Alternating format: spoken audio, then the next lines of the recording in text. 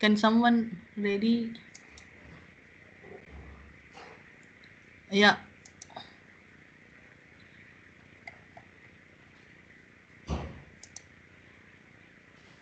Do I need to say upload my presentation again, or is it is there? Because I don't see it here anymore. I think it's not been working, so you have to, upload again, I guess. Yeah, yeah. So that's I thought maybe. Yeah, it's there. It's coming. So I was talking about the very critical importance of the Indus Basin for the livelihood of many people in Pakistan and its economy and its vulnerability to being a say lower riparian and say, having a very adversarial relationship with the upper riparian. Let's hope it comes in, or else I move. Yeah, it's working now. So go Yeah. towards your.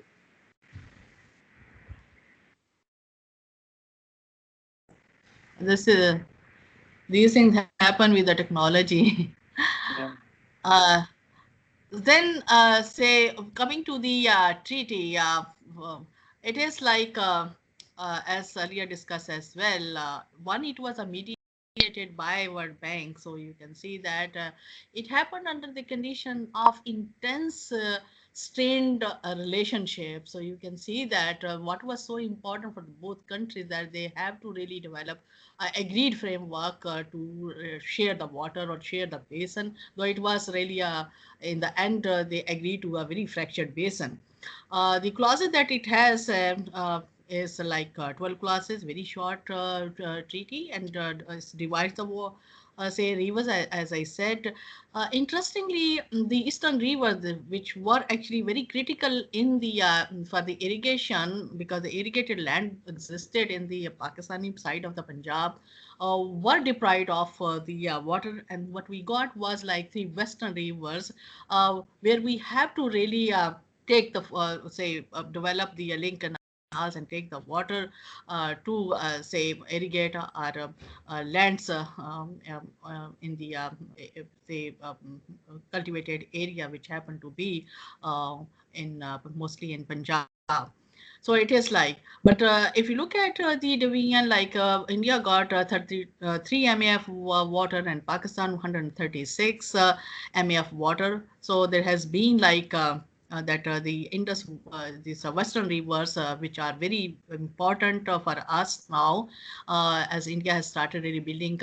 Say power projects there, hydro projects there. Pakistan has unrestricted say right to use the water of that. That has been the clause 3, that Pakistan has been always say playing or projecting that this is the right that they have, and India is supposed to really say not restrict or allow all the waters to, say from this river to flow without any interference to Pakistan. So these are actually the area where both sides are contesting, because there are some permissive clauses where India is allowed to really have the run of the river project, and there are say clause, broader clause, which allows the unrestricted use of this water to, say, Pakistan, while Article 1 gives the entire flow of the eastern rivers to India, and the environmental flows were not really counted at that time. But there are, say, very strong parameters laid down in the treaty for the development of the hydro project by India on the western rivers. They are annexed to the treaty, and I'm sure Dr. Mesha will be, say, talking about them in detail as well. So, what is it like?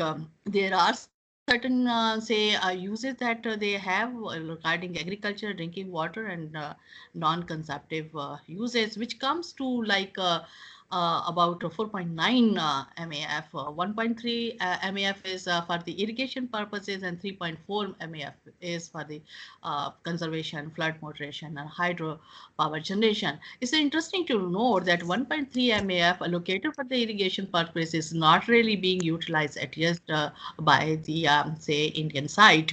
The whole contest is on the say how the say number of say project that India is trying to really put in place are going to really affect the downstream flow. So quickly moving to the say other say important feature of the treaty. The treaty has a say permanent interest commission, and I think this is a very important body that they have, and it is permanent in nature. And the job of the commission was actually to serve as a regular channel of communication on all matters. I'm just taking this from the text as it appears in the treaty, and it was supposed to really maintain a cooperative arrangement for the implementation of the treaty, promote cooperation between the parties in development of waters of the river. So what you see is that there has not really been done anything regarding the existing say mandate or scope which was really provided to the permanent interest commission because of the political environment and the relation between the two countries. And they are also supposed to really review the implementation of the treaty and promptly settle the question when it arises in terms of if there is some project and there is some differences. So for the first level is that they will be discussed at this level of the two commissioner, and then if they are unable to settle, then it goes to the other tier of the resolution. And there is also a tour of inspection, say envisage as the say the mandate of the commissioner, which basically try to ascertain the facts if some development is taking place or some infrastructure building or is going on. So it is like the body which exists, but my main argument as I develop it that it has to be strengthened actually, and how it will be, should be strengthened, I'll talk about it a bit later. And then it has a dispute resolution mechanism, the question at the level of the say commissioner I talked about, and then if it doesn't they are unable to resolve it, then it goes to the say it becomes a difference, and then it if it is of technical nature, it goes to the neutral expert, and whatever the verdict of the neutral expert is the binding on both sides. So we have seen that it happening in Bhaglar. And then if it doesn't really settle, or if there is a legal aspect to that as well, then it goes to the court of arbitration, which actually deals with the legal interpretation of the that project. So what is happening now in the Kishanganga is Pakistan has maintained that it involves both actually. So we prefer to really take it to the court. There's a very interesting clause which has been ignored, and I don't know why. And there's ample opportunity within the treaty which can really be brought in to really develop a very say very say cooperative framework in terms of transboundary management of the Indus basin. And that this Article 7 is about the future cooperation. It says that the two parties recognize that they have a common interest in the optimum development of the rivers. It hasn't happened. I haven't seen any step being taken. In fact, it has not even been the part of the conversation between the two sides. And they say that they declare their intention to cooperate by mutual agreement to the fullest possible extent. So to me, it provides a basis of really developing cooperation, which regarding the many issues that are emerging and as a challenges to the Indus Water Treaty regime. What are those challenges? the previous speakers have also identified the rise in population. In fact, and as the population is rising, it comes with the rapid urbanization, industrialization, which is putting a lot of pressure on the say water resources of the basin, not only the quantity but also the quality of that as well. Then the climatic threats, the receding glaciers, the rising temperature, erratic monsoons, and the rainfall patterns, and it is now being fairly established scientifically that these are the challenges that are happening, and Indus Basin is, or the Himalayan glaciers are under a lot of climatic pressures. Then we are facing the problem of the degradation of the Indus watershed is hugely deforested, which has its own impact on the basin. Then the hydropower development on the western rivers that I will talk a little more say in a while.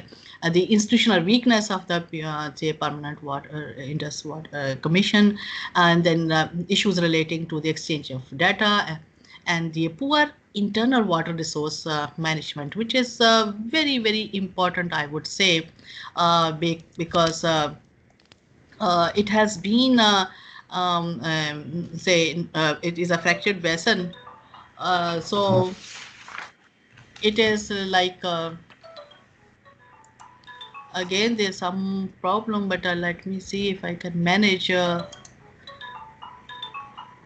Okay, it's gone again. May I continue from my presentation, and then we can really say Yes, yes, please wind up. Please wind up in 5 minutes, please. yeah, Ma'am, yeah. Okay. ma'am, it's better to share your screen. That will be feasible and okay for all of us. If you share your screen, then we cannot lost this. Can't I have had like been, this problems. Yeah. okay, I have been sharing through the screen actually. This, Okay. yeah, I don't know what is happening, but that's exactly what I'm say doing, and because every time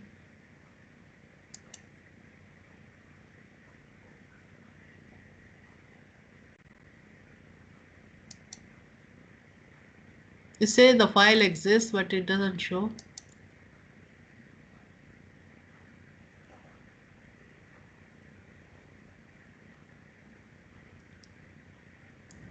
Maybe you first stop Well, sharing, then restart the sharing. First stop sharing and then redo the sharing. no, it's okay, no, it's coming again. So if I wait a bit, like rather than starting the process all over again, and then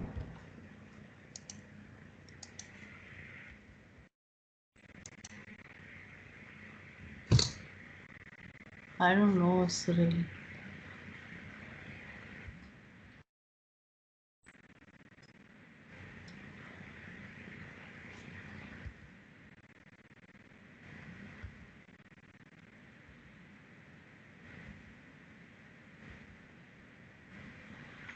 Well, I'll just quickly, because you said that I have only 5 minutes, so I'll just say that there's a huge dependence of the Indus Basin on the, say, glacier melt, and 50 to 70% of the total flow comes, say, through this snow melt, and it comes only in a very limited, say, time, like from July to September, which actually is basically a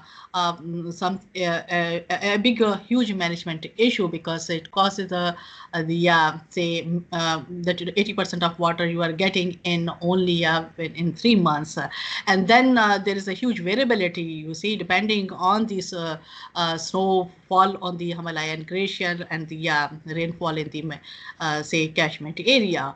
So the variability, in fact, causes a lot of pressure in terms of availability of water when you actually lead. And then there's a huge say glacier melt related issues in the say upper Indus Basin, which have given in details. And I'll just flag that the important glaciers which are melting and is going to have an impact on the flow of the western rivers, like in Chenab Basin, for instance. The Indian planning commission of India report says that there were 359 glaciers in the Chenab Basin, and by 2004 they have been reduced to 1,110 kilometers. So there is a trend towards retreat. The Sukolhai Basin River, the glacier, it is very important for the as a source to Jhelum river. It is also say on decline, and then the Siachen glacier, that is also because of the military activity and climatic threat, it has shrunk to half. So ICMOD in its reports actually talked about that it is going to really affect the downstream runoff and will cause increased variability. So by 2050, there are projections that Indus may lose about 8.4% of the upstream flows, which is not really a good news for us. Degradation of the Indus watershed, I talk a bit. There's a huge degradation which is really affecting the quality and quantity of flows in the Indus Basin. And the demographics, again, now there are all kind of projection, and if you look at this say chart, you will see that in 51 you had 5,300 meter of water, cubic meter of water available to say a person, which is now is going to be hit like 850, and in fact going below that. Then on the hydropower development, in fact, I will just focus on 2 points. One, the number of the dams that India can build is not specified, which result into the cumulative impacts of this project on the downstream flow. So that is the issue area which has to be really addressed. Then the second thing is the lack of timely data sharing about the development of the project and also the flow data. So that is in fact causing a lot of problems. So you have seen that number of the dams being developed by India on that, and lately say the Modi regime talking about that they are going to really exploit even a single drop of water of the Indus Basin and these rivers. So that is actually, and especially the relations, water relation going India-Pakistan relation going bad, so water relation being affected by that. So, and then the inefficient uses of water resource management, like in terms of very low productivity of water, and then say use of the water, like by the agriculture sector, over pumping of the water, like then the ground depletion of the flow, limited storage capacity. Then just allow me to really focus a bit on the framework of sustainable management of Indus Basin that I'm trying to really develop, and that can be can be put or placed under the expanded cooperation through the Article 7, which talks about the future cooperation. And that framework that I have, I know it's a very fractured basin. It may comprise like a joint monitoring of the impact of the climate change on the Indus Basin river system. There's a lot of uncertainty about the behavior of the different glaciers and how they are going to really impact the runoff in those rivers. That has to be actually, there has to be a scientific coordination and study regarding that. Then there should be like transboundary coordination, the watershed management. There were some conversation around it. Kindly, if you allow me 2 minutes, please. Okay. Then the transboundary coordination, the watershed management, there was some conversation between India and Pakistan about the joint watershed management, and then those conversations lost their relevance because of the political relations. And then there's a possibility of coordination of climate change adaptation strategy. And the last is the strengthening of the commission on both sides. So what I'm proposing actually is there should be a sound say transformative scientific coordination to obtain the holistic perspective on the existing and anticipated changes in the natural system for the Indus Basin.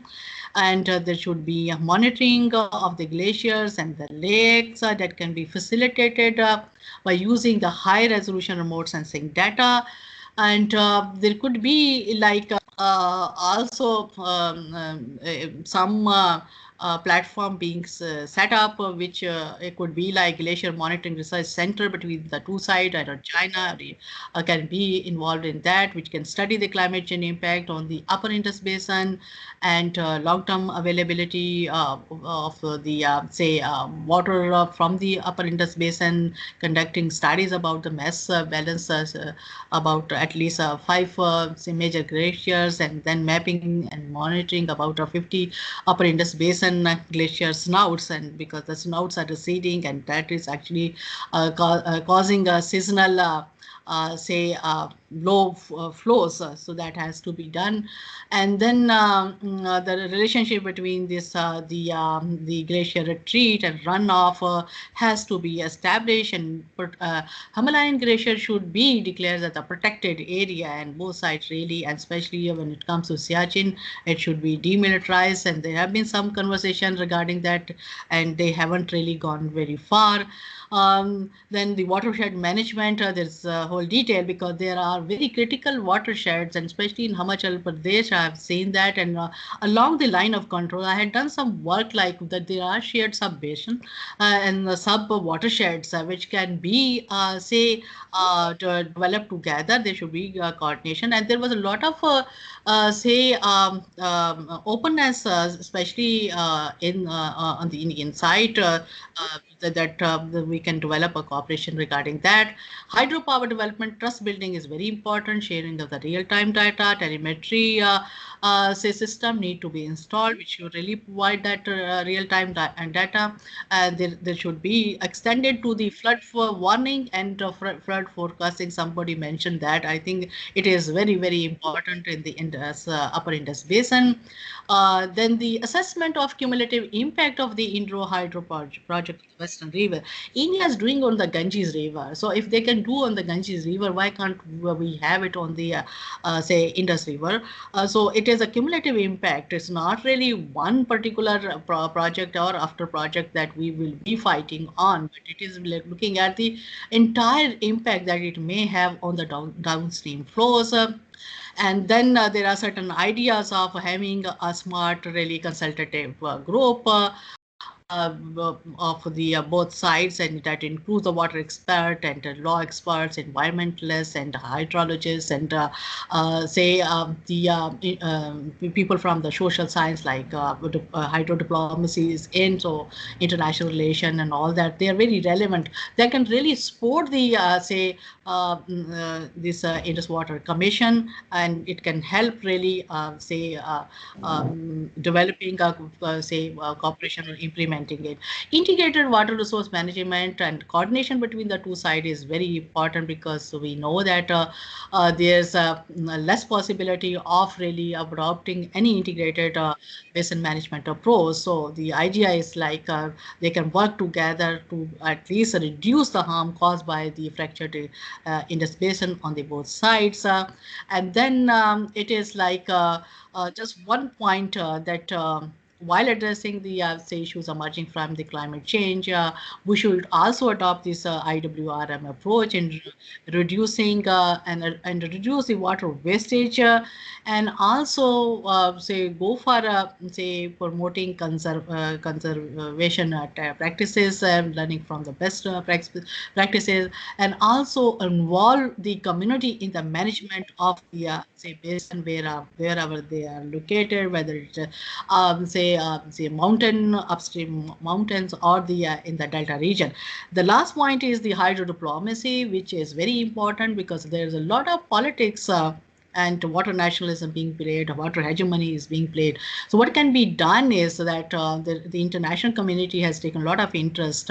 So how best they can really help us in the water management of the basin is like by promoting dialogue, by providing technical and financial support, then capacity building of the water institution, which is poor on both sides, I would say, because I'm also the board member of Pakistan Water Partnership. So we had conversation with these all other South Asian water partnerships, including that from India. So it is like there is a great need to really say strengthen these institutions, water institutions, and then by doing so, they will be able to really create conditions which will change water discourse or perception from water nationalism, which is now in and highly securitized, to shared management of the say fractured Indus Basin. So these are the reality that we have to take into consideration. I'm very thankful again to UET and for giving me opportunity to share my thoughts and also learn from other esteemed panelists. Thank you very much. Thank you very much, Dr. Shaheen, for sharing your views about the Indus Water Treaty. Ladies and gentlemen, this was the first technical session of international seminar on transboundary water issues. So in first session, we have 4 learned speakers. First was Dr. Noor. He has talked about transboundary water issues and how we can manage. And he pointed out that 56% of the river flow is shared among different countries, and some of the river is shared among the 19 countries, and we have to be adopt some treaty for peaceful living. And second speaker was Dr. Jahangir Masuchima. He talked about principle of cooperation and water scarcity issues, transboundary perspective, and he pointed out that 30% of the storage of Pakistan is being reduced due to siltation and other issues, and there are a number of projects being carried out by India on the rivers that are coming to Pakistan. He pointed out that we are not smart. I think we should be smart enough now because we have to fulfill the water requirement of future. That was pointed out by engineer Nasir Ahmed Gilani. He gave a very comprehensive presentation on international accords, declaration and protocols on the water, and he rightly pointed out that water is and it should be a fundamental human right and the web of life, and we have to work all the activities, all the models, all the new technology to fulfill the water requirement, because he pointed out that population has increased 3 times, but the water demand has increased 6 times. That is due to the improved living style, industrial development, and other factors which are crucial for human being. Our last presenter was Shaheen Akhtar. She pointed out the Indus Water Treaty and sustainable management of Indus water, Indus Basin, and different issues, depletion of the glacier, and how we can manage for future water management. So with this, yes, I welcome a very, very renowned and knowledgeable personality in water and environment. I mean Dr. Asad K. Biswas. He is known to everybody on the globe in the field of water resources. So he is author of 88 books and over 500 publications related to water, water quality, and climate change. He is the founder of International Journal of Water Resources Development and has been editor-in-chief of this journal for 29 years. So with this, I welcome you, sir. We are very happy and we are very lucky that you are with us in this international seminar. And definitely, we will enjoy your speech and we will enjoy your knowledge that you will share with us. So with this, I hand over the control to Dr. Wasim for second technical session. Thank you very much. Over to Dr. Wasim. Thanks, Dr. Ghulam Nabi, for chairing the first session and effectively concluding the valuable speech from our respected speaker. Let's move on towards second session of today's webinar. For second session, I would request Engineer Nasir Gilani to chair the second session. Over to Sir Engineer Nasir Gilani. Sir. Hello, greetings to everybody, and welcome to our honorable guest speakers, specifically Dr. Arun Bakhta Shristha, who is the brain of the regional cooperation in Indus Basin by heading the network on Upper Indus Basin.